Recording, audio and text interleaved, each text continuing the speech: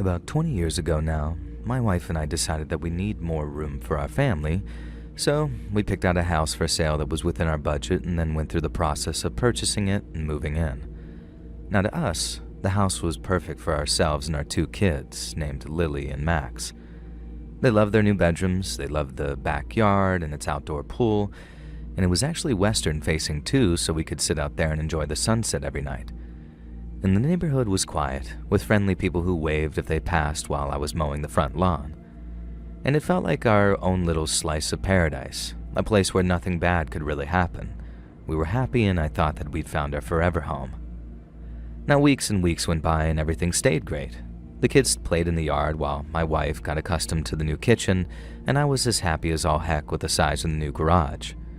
We felt very safe, like pretty much nothing could touch us. But one night, everything changed. It was late and the house was dark. The kids were asleep, Emma was in bed reading, and I was about to lock the front doors when I heard a loud noise outside. It was sort of a soft thud, like something heavy hitting the door. I kept on listening for a minute or two, and then when I didn't hear anything else, I told myself it was nothing, maybe just a car's trunk slamming in the distance. I went over to the back of the house to lock the back doors, and that's when I heard the footsteps. They were heavy, and they were only getting louder, but before I could move, the door in front of me crashes open. After being thrown back, I saw the men rush in. They were wearing black with their faces hidden behind masks. They carried flashlights and bags, and one even had some type of blunt object like a crowbar. And my legs felt weak, but I couldn't run. I had to protect my family. And the second they saw me, they rushed forward. There were 4 of them, tall, very well built. He pushed me into the living room as my wife stood at the top of the stairs, looking pale and frightened. Lily and Max woke up and ran to join her, and I wanted to tell them to run, to hide, but my voice couldn't work. It was like a dream. The men ordered my wife and kids downstairs too, and they shoved us onto the couch. They then stood over us with those flashlights that were bright, blinding us, which I guess was kind of part of their plan. Finally, one of them stepped closer. He was the tallest, and his mask was black with holes for his eyes and mouth, and he leaned down, so close that I could smell his stinking breath. He didn't speak, but his eyes were burned into mine. Another man, shorter, with a red mask, started pacing back and forth. He kicked over some lamp and it shattered on the floor. The sound started to make Lily cry and Emma pulled her closer. The tall one grabbed my shirt and pulled me to my feet. His flashlight was shining in my face and I squinted trying to see. The others circled us. They were like wolves circling prey. The men wanted something specific, but I didn't have much, only enough to start our new life. But that didn't seem to deter them. They carried on, searching, tearing through drawers and shelves, throwing books and dishes to the floor. One of them, with a kind of greenish mask, found a picture of us at the beach. He stared at it, and then at me. His head was tilted, like he was confused. The tall one grabbed my arm again, harder this time. He shook me and I stumbled. Emma screamed, and Max clung to her, his face buried in her side. I wanted to fight, to push them away, but there were too many, and they were too strong. The tall one dragged me to the kitchen. He threw me against the counter, and pain shot through my ribs as I slammed into it. The others brought Emma and the kids, forcing them to sit on the floor. Lily was sobbing now, and Max's eyes were huge, like he didn't understand what was happening. I didn't either, but I had to try and stay strong for them, no matter how hard that was. The men started ripping open cabinets, pulling out pots and pans. They weren't looking for food or money. They were looking for something else, something we didn't have, but they seemed damn sure that it was there.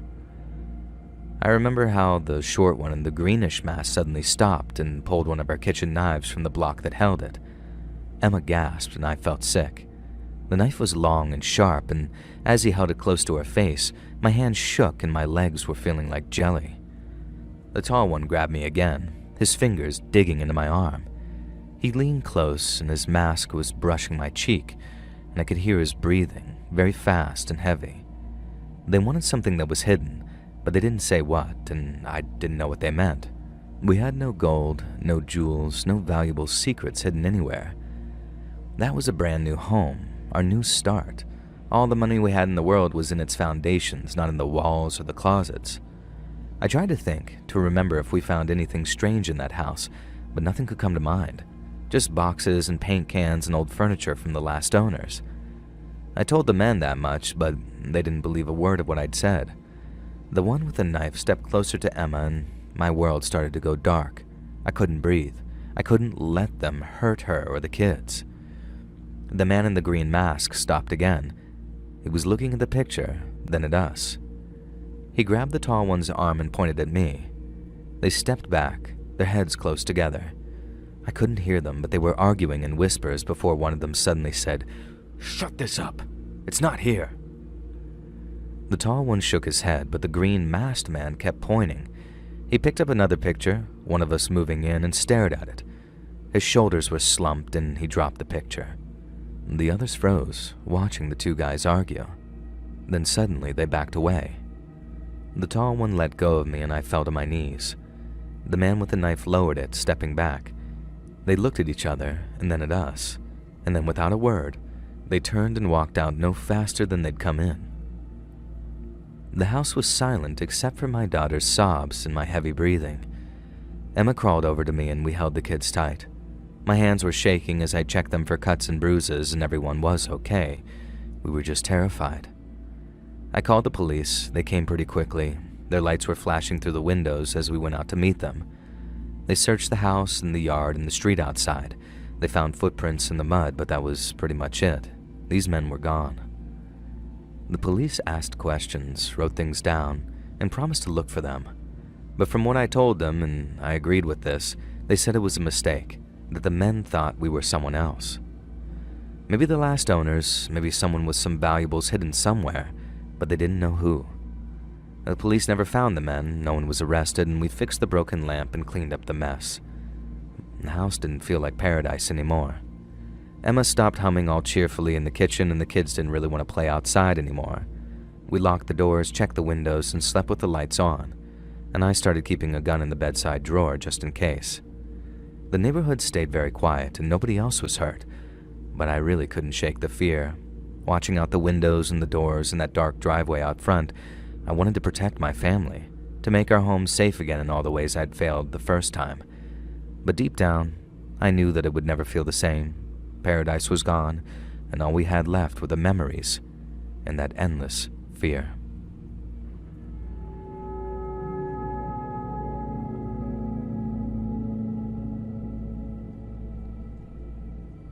My name's Adam, and I'm from Leeds here in the UK. And a few years ago, myself and my parents and my sister moved into a new house not too far from our old one. It was a semi-detached place in a quiet street with a neat front gardens and old-fashioned street lamps. We had nice neighbors too, at least on one side anyway, who called over to introduce themselves with some cake and a cup of tea. But those were the neighbors in the houses surrounding us. The ones in the house attached to ours was very, very different. They didn't smile, they didn't wave, and they'd either ignore us if they saw us in the street or stare from their windows if they got the chance, with these very cold, unfriendly stares. Mom said to ignore them. Dad said that some people were just kind of like that, so rather than do anything silly to try and make them like us, we did our best to just ignore it and settle in and not let it bother us. Despite all that, the first couple of weeks were as normal as we could expect. I went to the same school, got used to playing football in the new garden, and helped Mom and Dad unpack boxes of garden furniture. Friends and family stopped over to check out the new house, and while they were mostly interested in the new place, they'd sometimes ask about the neighbors and what they were like. Mom used to say that they were quiet. Dad used to say that he'd met nicer people. And my parents never said anything overly bad about them, but people got the message. They weren't the friendliest of neighbors, and that was that. I sometimes used to wonder aloud why they were so unfriendly with us, but I never got an answer. Mom said that we should just leave them alone, and hopefully they'd just carry on leaving us alone too. But as it turned out, just living next door to them was a liability.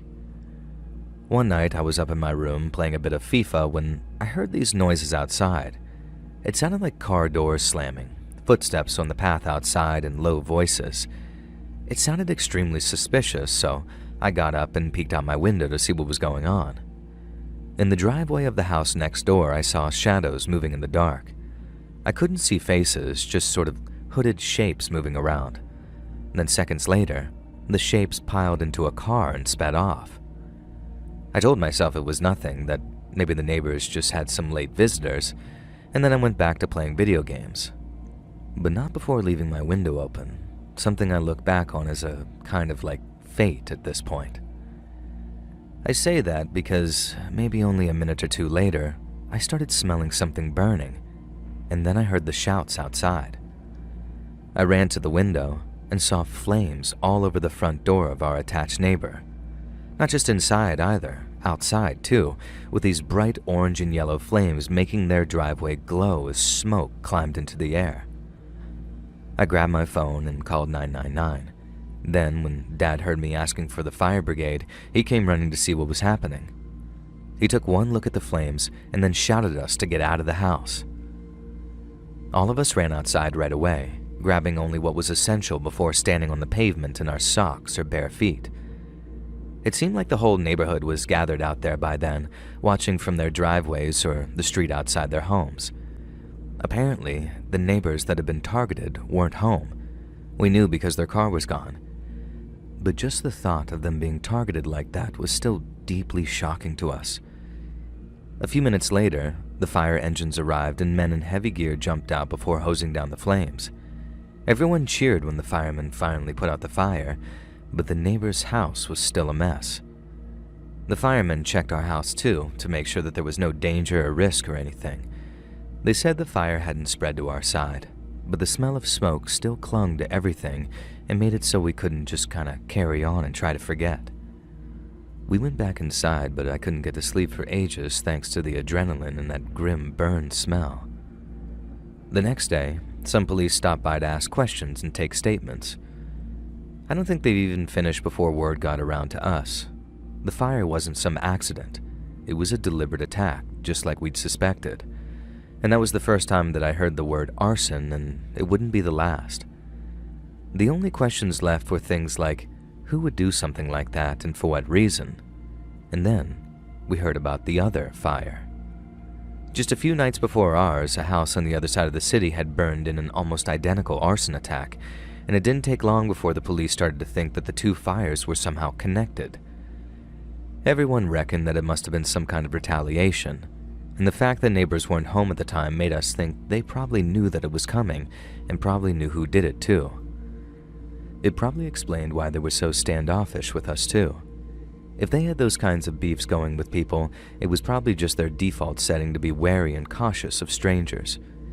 Maybe they knew they were putting ourselves at risk just by living next door to them and didn't want to get close because they knew that it'd further put us in harm's way. And the neighborhood was quiet for a while after that.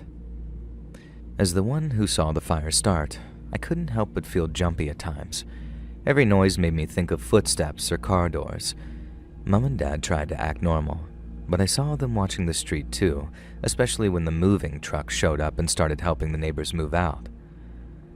In the weeks after, nothing else happened. There were no more fires, no more strange noises, and slowly but surely the neighborhood got back to normal as kids felt safe enough to play out in the street again. The neighbor's house stayed empty for a while with a for sale sign out in the front, and it stayed like that for ages as the grass grew tall in their garden. They were gone, but their house was a reminder, a dark, broken thing next to ours that took years before the estate agents found a buyer. I've never forgotten what happened and how that night could have been much, much different should that fire have spread any quicker.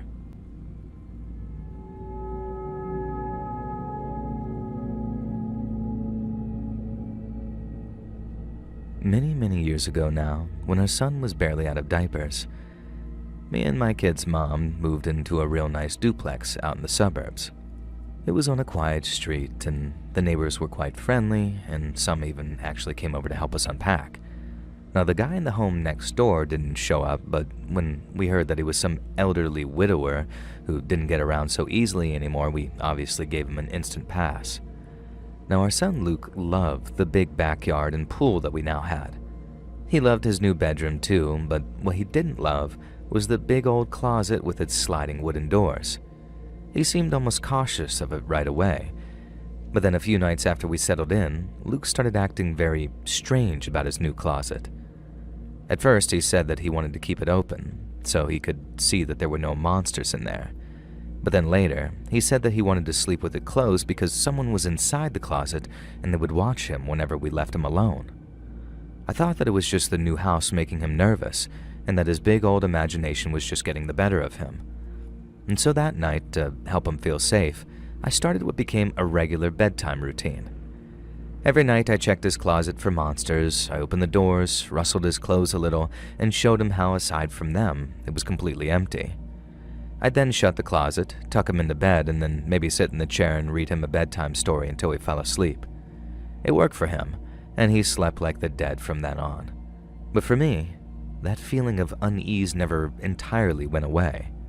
Something about Luke's fear stuck in my mind, how sort of primal and authentic it actually seemed. His mom said it was probably nothing, just a father worrying too much about his over-imaginative son.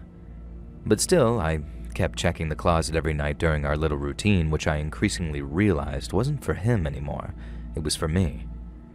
Now, a little time went by, maybe 2 or 3 months, and I decided to give Luke's room a deep clean.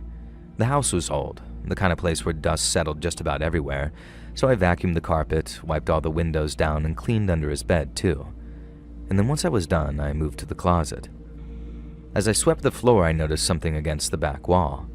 It was a little pile of sawdust, maybe an inch or two tall, piled near the back wall.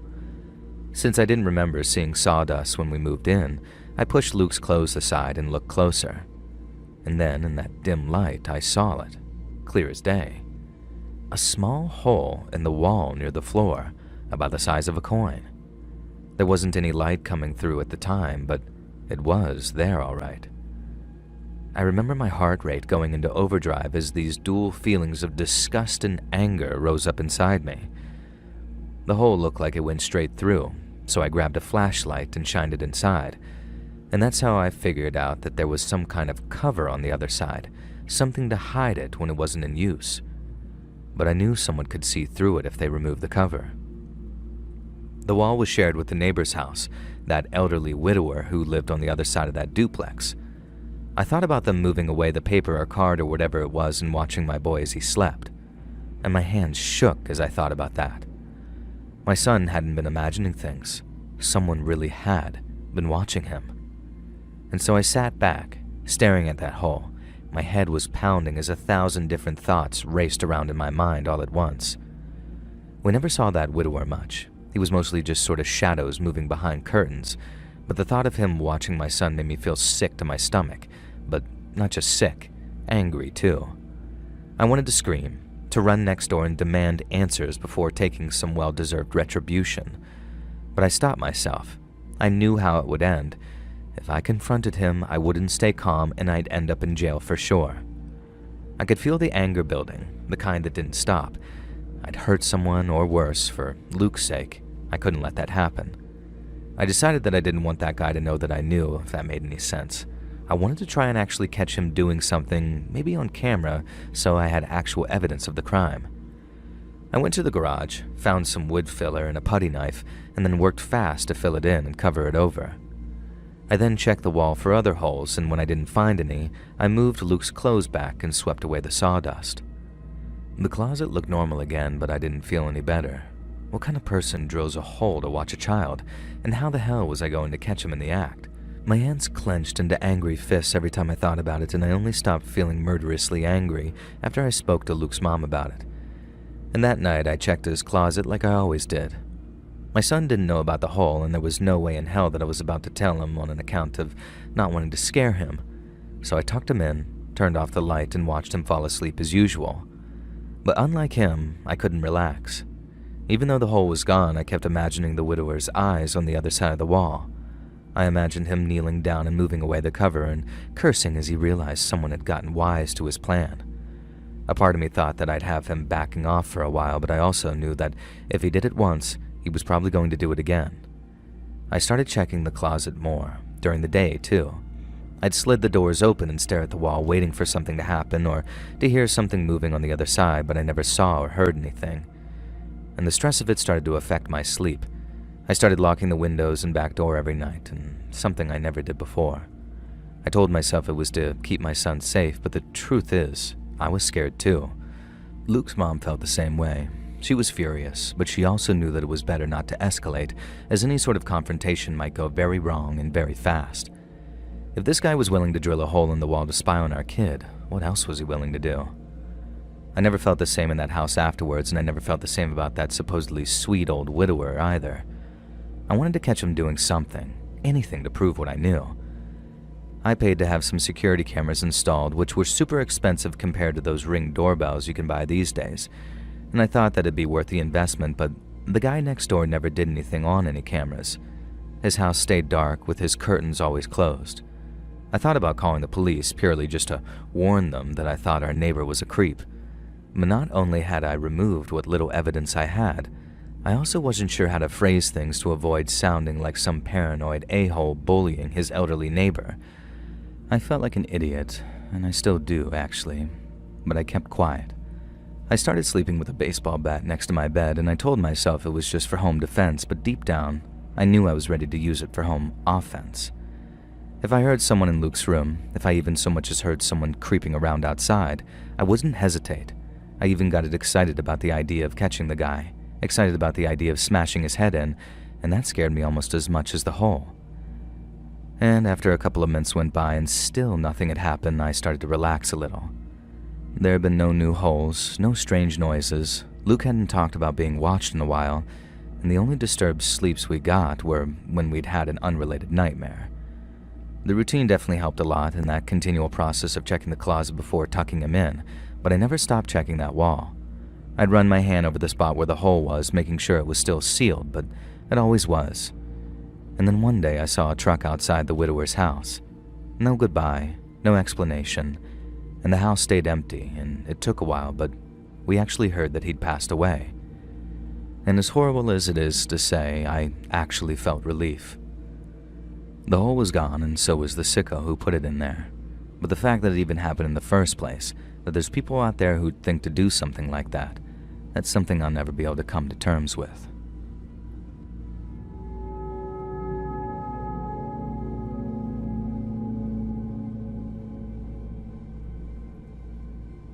A few years ago now, my wife and I welcomed our first child into the world. We were living in a one-bedroom apartment at the time, and while that was certainly okay for a young, childless couple, we knew that we'd need more room to start a family. We started looking online and eventually found a suitable property in a pretty prominent part of our home city, but for reasons of our own personal security, that place will remain nameless for the rest of this story. The homes in this particular bit of the city were built by Celtic migrant workers almost 100 years ago now and are known as being sturdy, reliable, and affordable places to live. As you can imagine, they were incredibly popular with just about every other wannabe renter, so when me and my wife saw one of the houses there was available, we jumped at the chance to book a viewing and put a deposit down. About 6 weeks later, we were moved in, and it felt every bit the milestone that we thought it would. Our neighbors were warm and welcoming, and apart from the occasional busload of tourists, the area itself was actually nice and quiet. But then, the landlords proposed a rent hike. We were still very fresh when we got the news, so at first we had no idea how to really approach it. But then, right as we were approaching full-on panic, we got the news that a renters' union was undertaking a little investigation on our behalf, and we had to wait a few weeks to get the news, but when we did, we were over the moon. The landlords were backing down on the rent hike, and we were only going to be looking at a 3% annual raise instead of a whopping 12%. Neither me nor my wife had any inkling of what the renters' union had discovered, and we assumed they'd found some kind of bylaw that prevented the landlords from such a steep hike. But nothing could have prepared us for the truth. Nothing at all. The news about the rent hike was a stressful time for us, so I wasn't surprised when I started having these weird, recurring dreams. I just never expected them to be so vivid. The dreams would always start with me returning home from an errand, such as food shopping or a haircut, and I'd turn onto our street to find our house unlike I remembered it. All the other houses were the same regular red brick with copper-brown trim, whereas ours was just jet black all over. The roof, the brick, the doors, even the windows appeared to have been painted the deepest shade of coal dust black I'd ever seen. I'd approached the house with the neighbors watching me from their windows and open doors, but as soon as I unlocked the front door and walked inside my home, the dream would end and I'd wake up. I told my wife about the dreams and the things that I saw in them, but she agreed it was probably the stress of the move playing on my mind. Now, I tried eating better, getting more exercise, and even stopped drinking alcohol altogether, but the dreams still wouldn't go away. They just visited me less frequently. They weren't exactly a hindrance at all. I could still go about my business as usual, but seeing as I'd never had any kind of reoccurring dreams before, it was definitely something that played on my mind a fair bit and made me wonder if I should just go and see my GP about it. Now, part of the reason that I reckoned that I could carry on as normal was because I worked from home. I was head of a customer service department for a major electronics chain over here in the UK, so 90% of my job involved working from my home computer to take calls and resolve tickets. And this suited me down to the ground, as not only could I put in long hours with relative comfort, but it meant that I could look after our baby daughter while my wife was at work as a nurse. She also worked very long hours, you see, and very hard too, I might add, so it meant a lot to her that I could stay home with our daughter and make sure that she was well looked after. And so one day I'm working downstairs in the living room and my daughter is watching cartoons. I made myself a cup of iced coffee and then set it down on the coffee table in the middle of the room. But then the next thing I know, my daughter kicks her legs while bursting out laughing, and she boots one of the table legs and the coffee goes spilling all over the floor. It was a full cup, one of those big plastic coffee shop cups too, so almost a full pint of iced coffee was spilling all over the hardwood floor. I rushed to get some paper towels and the anti-stain spray, not wanting to lose any money by voiding our deposit. But then when I got back, I noticed something strange about the spillage. It was sort of forming a puddle. The puddle was a rough circle, forming in the center of the floor, and every time I'd take a wipe at it, the liquid would take the shape of that same rough circle again. I quickly realized there was a very subtle dip in the floorboards, one that must have been hidden with the rug that we'd moved when we decided to redecorate the room a little. And not wanting to end up getting charged for it, we reported the discovery to the landlords immediately. They sent someone over right away, just a general handyman I think it was, and after a quick inspection of the floor, they told us that we need some serious work done to prevent the floor from rotting away completely. Using one of those tiny tube cameras, the kind that you feed into small places, the inspectors were able to determine that a series of short wooden supports had rotted away underneath the floor. These had been attached to the home's foundations, but only in one section which appeared sunken, kind of like a well. And in short, we could get a hotel around the corner for about a week, and after maybe 3 or 4 days of work and a subsequent inspection, we'd be able to return our baby daughter to a safe, clean, stable home. But unfortunately, that's not quite exactly how things went down. We did as instructed and booked ourselves into a small hotel for a week, a very bare-bones place just a couple of miles away from our new house. Then, about 3 days into our week-long stay, we got a call from one of our neighbors saying the police were outside of our house. Not just any police either. They were in a forensics van wearing those all-white coveralls.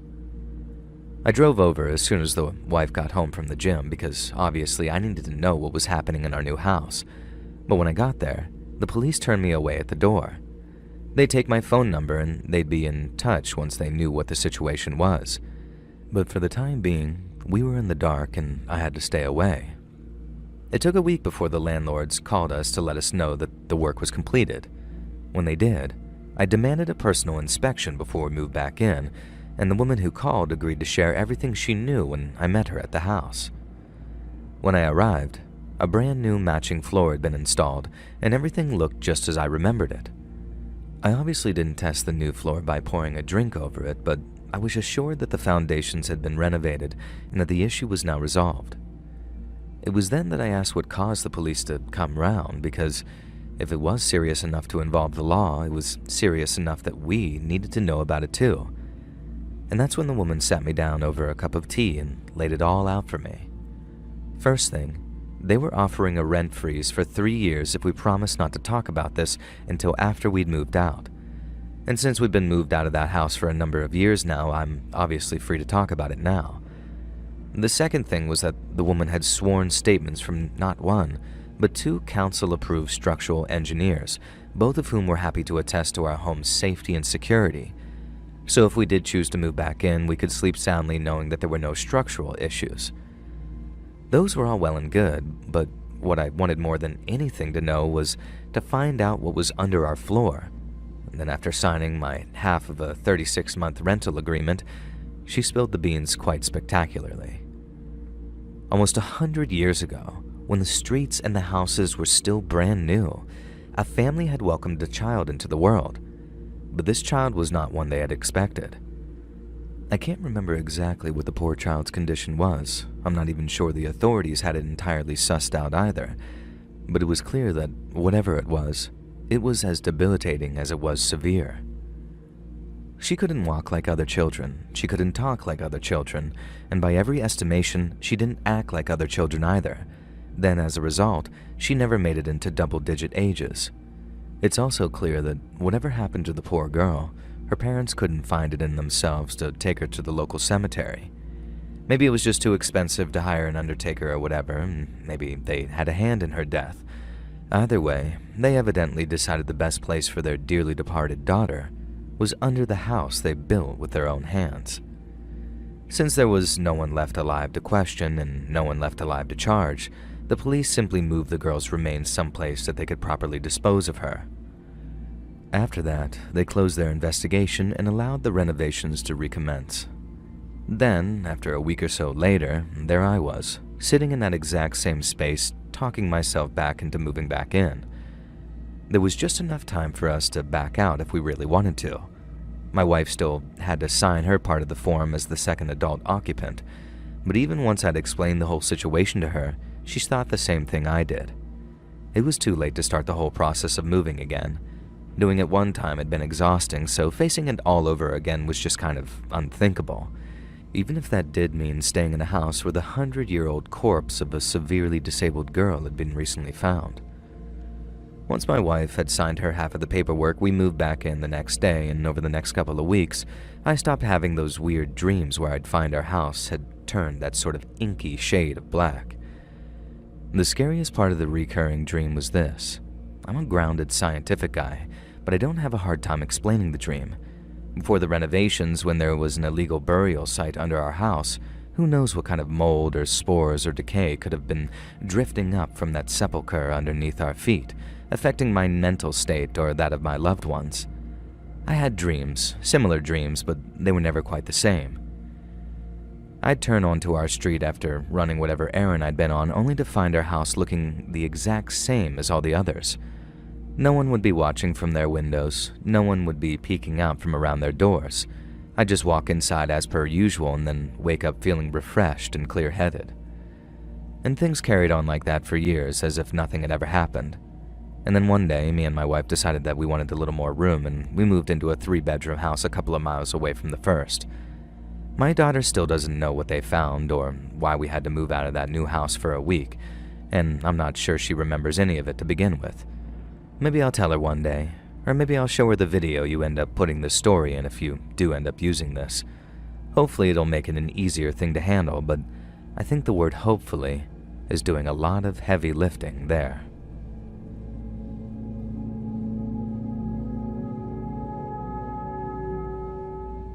My name is Terry, and this is a story from back when me and my family moved into our first real home together. So back in 1994, my wife and I and our 2 kids moved into a big house down in a quiet Texas town. The house was very old but very beautiful, with huge bay windows and a massive backyard. And the yard was maybe half the size of a football field, and it was filled with thick grass and old trees. But while my wife, Angie, and I told ourselves we'd explore every inch of it before we moved in, we had much more pressing issues at hand. And so the whole thing got put on the back burner until much later on. We loved the open space, and as long as we did the occasional snake check to make sure that there were no rattlers around, the backyard seemed like the perfect place for our 2 kids to play. And that house felt like a fresh start, a place to make memories, and for the first few weeks, nothing could have been better. But then, my 2 kids found something that changed everything for us. Sarah Jane was 10 and Jack was 8, so they were just as excited about that backyard as we were. Once we made sure that there were no unexpected hazards and we'd given most of the lawn a little trim, the kids were free to chase each other around all over the place. But then one afternoon, they came running inside looking very excited. Then, when their mom asked them what was going on, they explained how they thought that they had actually found buried treasure in the backyard. I followed them outside, curious and not worried at all, and they led me to a spot near the back of the yard where we'd had a gardener trim back the bushes. And there, half buried in the ground, was a heavy metal door. It looked old and rusted at the edges, with a thick lock holding it firmly shut. And I hadn't noticed it before. Angie and I must have missed it, and the landscaper must have thought that we knew about it already. Now the kids begged to open it, but I told them to stay back. Jack said that it was buried treasure, left there by a pirate, and I told him whatever it was probably not any kind of treasure. Pirates keep their treasure in bank accounts these days, not underground in chests. And the door looked heavy, but after clipping off the lock with a pair of bolt cutters, I managed to pull it open, which revealed a dark staircase which led down under the ground. And the air smelled damp, cold, and rotten, no place for any kid to be. So, after making them promise not to go down without my permission, I grabbed a flashlight from the house and shone it down into that hole. And the steps were concrete, and while they looked pretty worn, they appeared very sturdy for their age. I told the kids to wait where they were, and I assured them that I'd share anything I'd found and then went down alone. Now, just seconds later, my flashlight was lighting up a small room at the bottom. But it wasn't just a room. It looked more like a bunker. It was small, just a single room with concrete walls and a low ceiling. A metal cot sat in one corner with a thin, stained mattress lying on it. And then there was a rusty sink bolted on the wall and a toilet attached to the same wall close by. The fixtures looked very old, just like everything else, but when I walked up to the sink and turned one of the faucet knobs, water came out. Water that was both clear and cold. I figured the place had been abandoned long ago, that maybe it was some Cold War relic that had thankfully never had to serve its purpose. But I was wrong. Someone must have been living down there, and pretty recently too. A single light bulb hung from the ceiling, flickering when I pulled its chain, and that's when I saw the scratches on the walls. Deep and uneven, like someone had clawed at them with nothing but their fingernails. Suddenly freaked out by what I'd seen, I climbed back out and closed the door behind me. The kids were waiting, very wide-eyed and excited to hear what I had to say, and so you can imagine their disappointment when I told them that the bunker was entirely off limits. And they tried to argue with me at first, and I had to scare them a little to make sure that they listened by claiming that there might be monsters or even mean wild animals living down there. And that didn't feel great, having to spook my own kids, but as any parent will tell you, you sometimes gotta lay down the law if you want to keep your kids actually safe. And that night, my wife and I talked about what I'd found, and we agreed that not only should we stop the kids from ever seeing what was down in that bunker, but that we better call the cops to let them know what we'd found. The bunker was very unsettling to me. You see, to me, it wasn't just some normal place for storms or maybe even bombs. It might have been built for that, and it might have also served that purpose at one time. But when I saw it, it was almost like a makeshift prison cell. The scratches, the cot, the working plumbing, I felt like they told a story that I didn't want to know. It felt like a secret that we didn't want to be a part of, and we didn't want that secret in our new home. 2 sheriff's deputies stopped by the next day after we called. They followed me to that bunker, and I showed them the metal door in the room below. One of them wrote down some notes while the other asked a bunch of questions, and they checked the sink and the toilet, noting that the water was still working, and agreed that that was probably not a great sign. They also found a small chain bolted to the floor near the cot, something that I hadn't seen during my first visit down there. It looked kind of rusted, but it was still very strong, and my skin wanted to crawl off my bones when I saw that. Stating the obvious, one of the deputies said the bunker was likely used to hold someone, and probably against their will. They didn't say much else, but their faces were obviously very pale as they said this, and they told us that we weren't in any trouble, and that we'd done the right thing in reaching out to them. But for the time being, we were to keep that bunker locked. They would investigate and let us know if they did find anything. And that same day, I drove over to the Home Depot in town, bought a brand new padlock, and relocked the door to that bunker. I told our kids obviously to stay away from it. They nodded, but I saw this very deep curiosity in Jack's eyes, like it was another conspiracy to keep him away from the treasure that we'd found down there.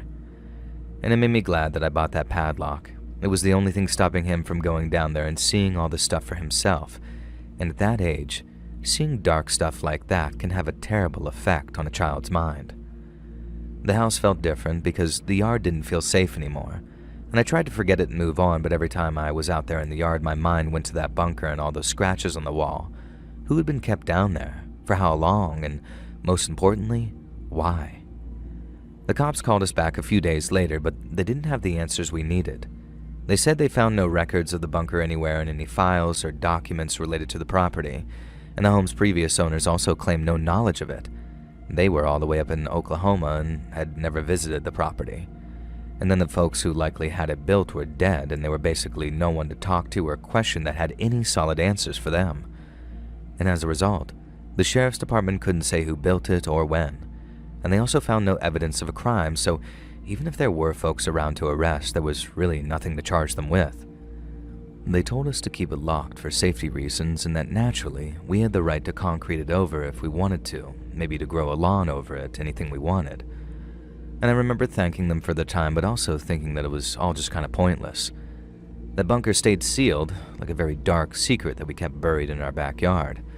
I checked the padlock every week, making sure that it was staying, and I didn't want anyone or anything getting in there, least of all one of our kids. And years had passed by, and the kids started to grow up, and the bunker stayed off limits, but I knew that they probably still thought about it, especially our son. Sometimes I saw him glance at the bushes that we grew in the backyard, right over where the door was hidden. He didn't talk about it often, but it was always there, almost like a black mark that we couldn't ever wash clean. Angie and I tried to make life as normal as possible for Jack and Sarah Jane.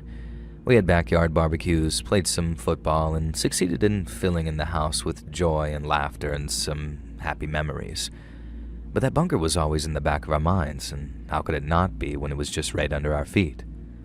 And as the years passed, Sarah Jane and Jack moved out. Sarah Jane went to college, while Jack got a job in another city, and the house felt empty without them. But I was glad that they were finally away from that thing. Angie and I stayed there, but the house felt a bit too big now, and anytime I was out in the backyard, I just avoided that corner where the bushes hid the door. One night, I woke up at maybe 1 a.m. to take a bathroom trip. I figured that I'd heard it when washing my hands, but when I turned off the faucet, I heard it. The slow scraping sound, like metal on stone, and it was coming from the backyard. I quickly made my way downstairs, grabbed my pistol with the little flashlight attachment that I had bought specifically for home defense, and then went out in the backyard. It was cold and almost pitch black out there, but after walking across the lawn, I pushed through the bushes near the back and checked the lock on the bunker door. The padlock was still there, but the dirt around the door looked disturbed, like someone had been digging. I told myself it was probably just an animal, maybe a raccoon, but I couldn't convince myself, and a part of me thought that maybe it was Jack, but that seemed insane. Another part of me thought that it was whoever had owned the house before, maybe even the person who had been kept down there. Hey friends, thanks for listening. Click that notification bell to be alerted of all future narrations. I release new videos every Monday and Thursday at 9 p.m. Eastern Time, and there are super fun live streams every Sunday and Wednesday night. If you got a story, be sure to submit them over at my email, letsreadsubmissions@gmail.com, and you might even hear your story featured on the next video. And if you want to support me even more, grab early access to all future narrations and bonus content over on Patreon, or click that big join button to hear about the extra perks for members of the channel.